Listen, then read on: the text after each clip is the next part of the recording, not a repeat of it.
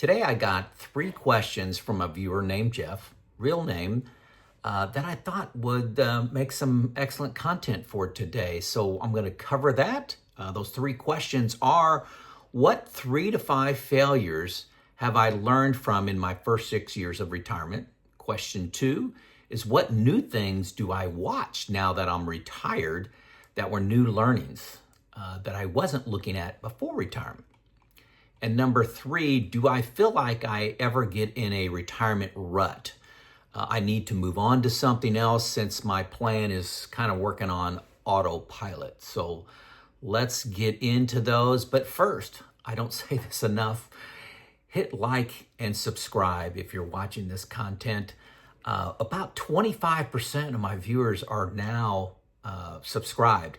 That used to be 40%. We've dropped off quite a bit. It helps the YouTube algorithm when you hit subscribe. So please take a second to do that. And if you got any content ideas, please ask them in the questions. For those that I have not met, have not engaged with, my name is Joe. I'm 60 years old, been retired for 6 years now. I'm sharing my journey to help you on your journey, not to be a prescription, but maybe some inspiration to retire just a little bit sooner than you thought was possible because of some of the things you've heard, some of the tools that I use along my journey. So let's get into it. Question number 1, what 3 to 5 failures did I learn from during my first 6 years of retirement? This list was pretty easy to come up with. I retired on spreadsheets. Excel spreadsheets as you know, how I determined I was able to retire. I did meet with 7 financial advisors, settled on one that I was happy with. His name is Neil. He gives me advice, but he's not an assets under management advisor for me. He's one provided based on where I invest my money. But I could have retired 2 years earlier if I would have had the Boldin software. A comprehensive software package. It's the first link below for 2 free weeks. I promise you I would have retired 2 years earlier. I've had some second thoughts about that in the past. I did enjoy my last 2 years of retirement, but that's our last 2 years of working, but all that's starting to fade a little bit. And I'm really enjoying my free time and my control and hobbies that I'm working on now. So yeah, I use spreadsheets. And was it a failure that I didn't find the software? You know, not really, but if I would have found it earlier, would have looked harder, maybe I would have found the Boldin software and retired a couple years earlier. Number 2, taxes were not front and center of my expenses. I thought taxes is something that you reacted to. It's not planned. One example, I started Roth conversions a year too late. Now, good news. They moved the RMD age back for me to 75, so it's not going to hurt me, but I just really didn't understand how taxes was going to be such a major expense in my retirement. And don't let it happen to you. Make things happen by actions you take, where where your funds are located in pre-tax, post-tax, never tax accounts, being able to manage where that money comes from, doing Roth conversions, timing that with Medicare supplement premiums, your IRMA that you have, when you're taking Social Security, all those things are a big deal. And it's very easy to do inside of Boldin, but I wasn't even looking at it pre-retirement. Wasn't even looking at it. That's a little embarrassing. And number 3, I've talked about this early on in my YouTube career, is I did not get aligned with my wife on what each one of us wanted out of daily life during retirement. I was all focused on money. It's all about, do I have enough? Do I have enough? What I was retiring to, what Joe was retiring to do reliability and maintenance consulting on a very part-time basis, maybe 1 week a month was what I was retiring to. What about the other 3 weeks?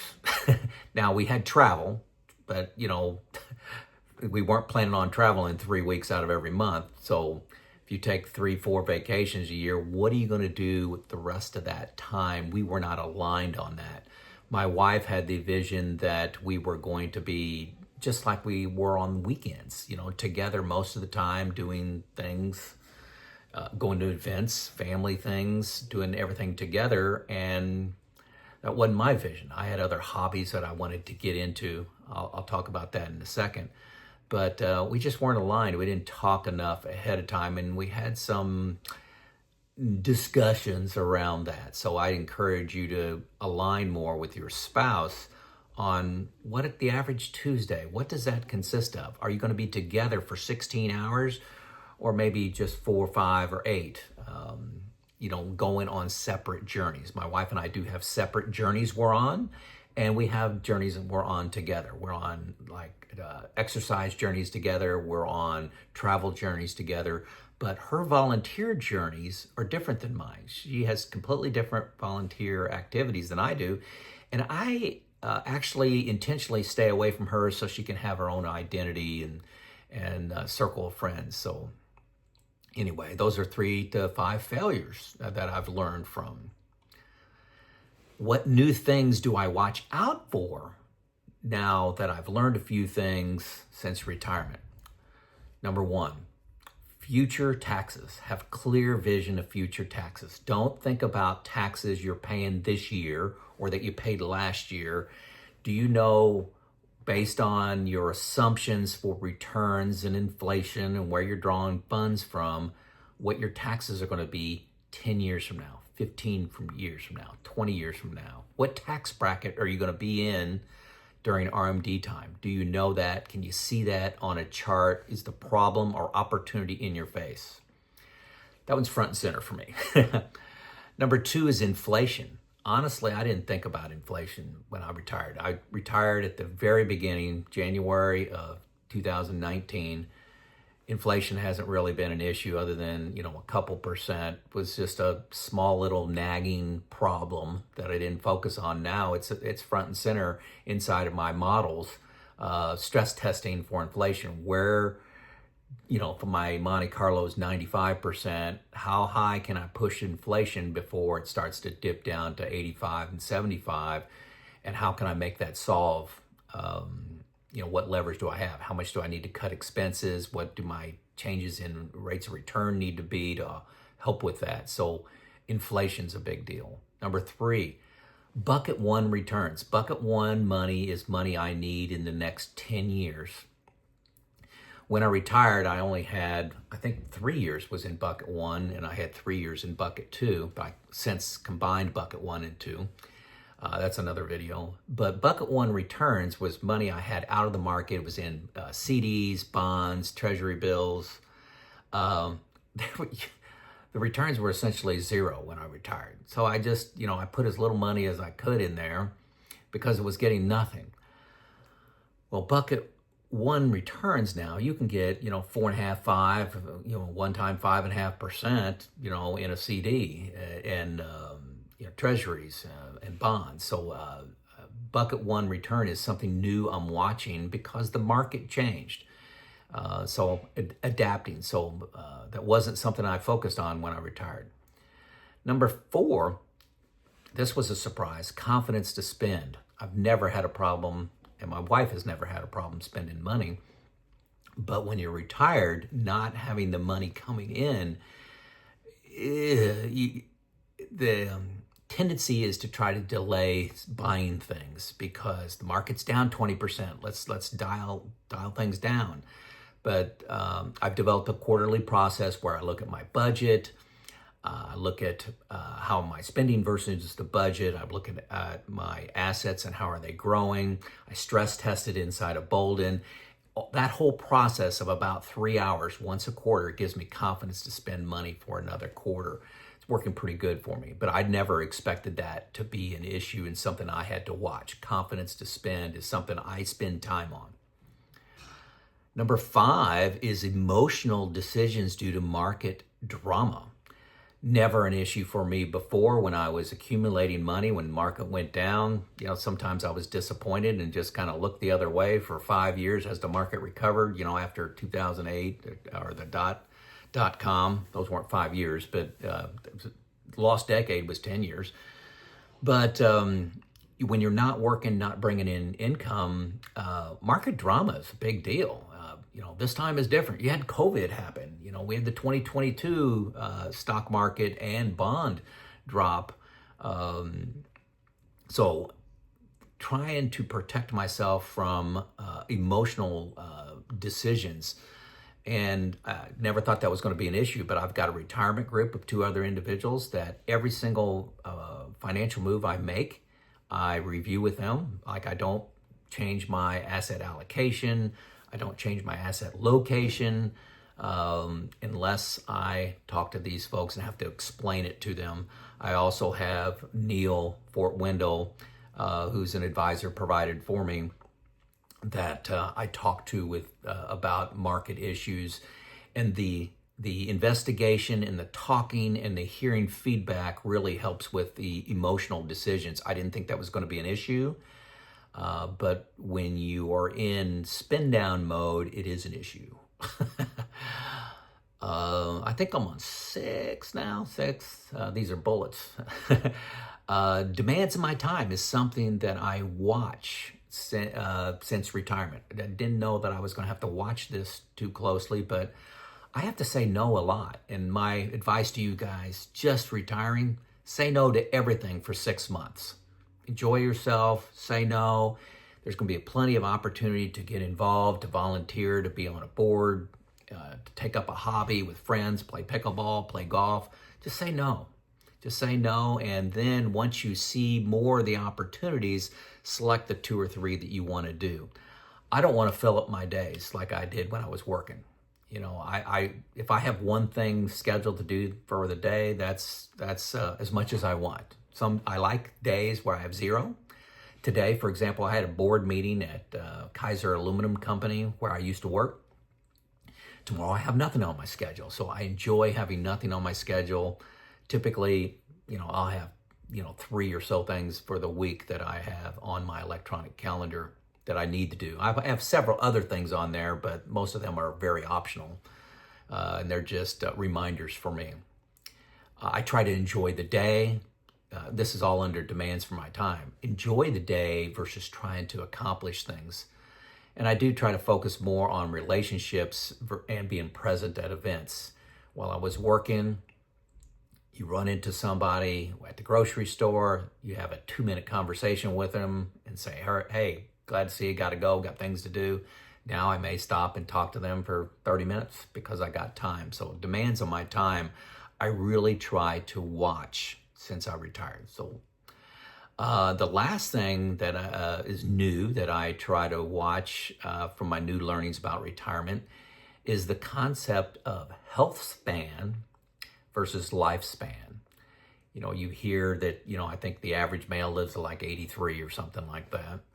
If they're 60 right now, they'll live to 83. People get tripped up and say the average male lives to like 76. That's from time at birth. But if you're already 60 and you've lived through a lot of things, that expands a little bit. But health span, how many of those years are going to be healthy? Don't assume your health right now is going to be the same 20 years from now. And I don't want problems to be my fault. So specifically, I focus a lot on what I eat. 1 ingredient food. I eat very low carb.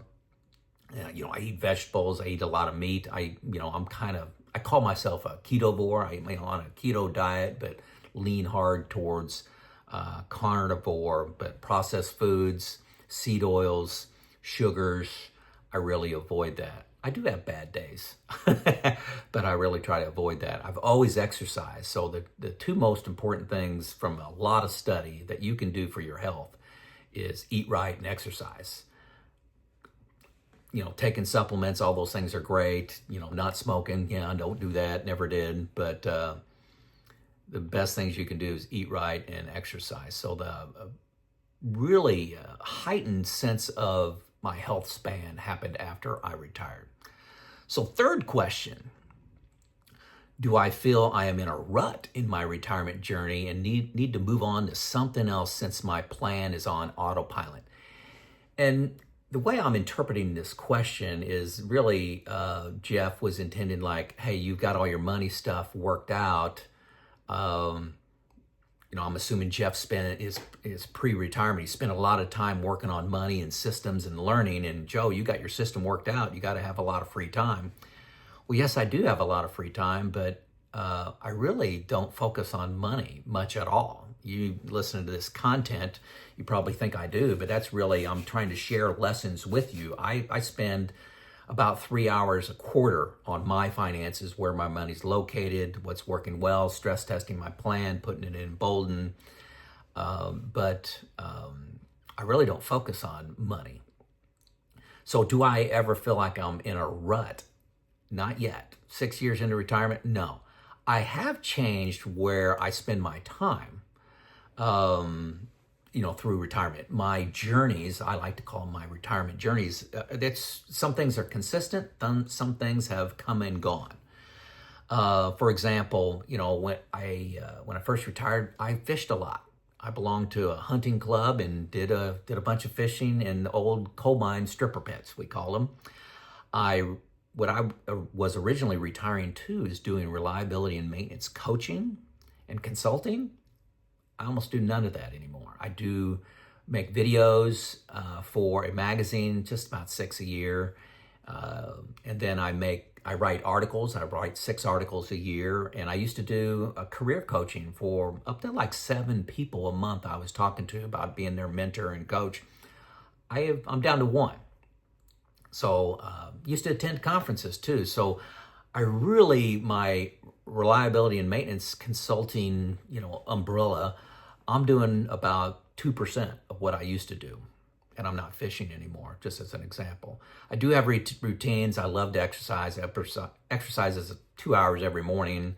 I have a study group that I started with another guy. I have a couple retirement groups. I make YouTube videos, which I started making 5.5 years ago. Started working for Habitat. I'm on the paint crew there. I'm on the parks board. Been there about 5 years. These are more fulfilling and sense of purpose than being in a rut, but those have been pretty consistent for years. In retirement, it's so easy to transition in and out of interest because there's no money involved. It's not like I need to make an income. So as you're interested in painting homes for a Habitat, and you do that for a couple years, if another interest comes up, you can just slide right into that and fade away from the other one or add it on, whatever you want to do. That's one of the things that I think has been a surprise in retirement is how many things I've been able to try and move on from, and then things I've tried and stayed with. So that's one of the great things about retirement. I'm doing something different now than I was a year ago. So my summary is I'm not in a rut, never thought of myself in a rut, but I do have some consistencies in my retirement and then some things that consistently change. So there you go. There's my answer to those 3 questions. Again, if you've got questions and like me to make a video on your content, on your idea, if you've got a video idea, that's a better way of saying it, let me know in the comments. Like, subscribe. Joe out.